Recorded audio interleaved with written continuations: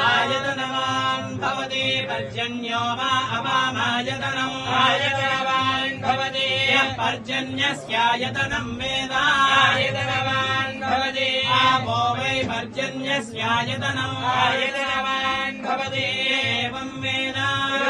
आयतनम् वेद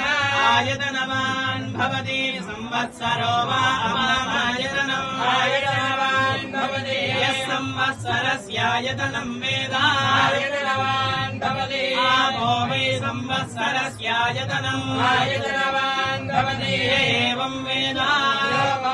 यो प्रतिष्ठिताम् वेद किञ्चित् विष्णो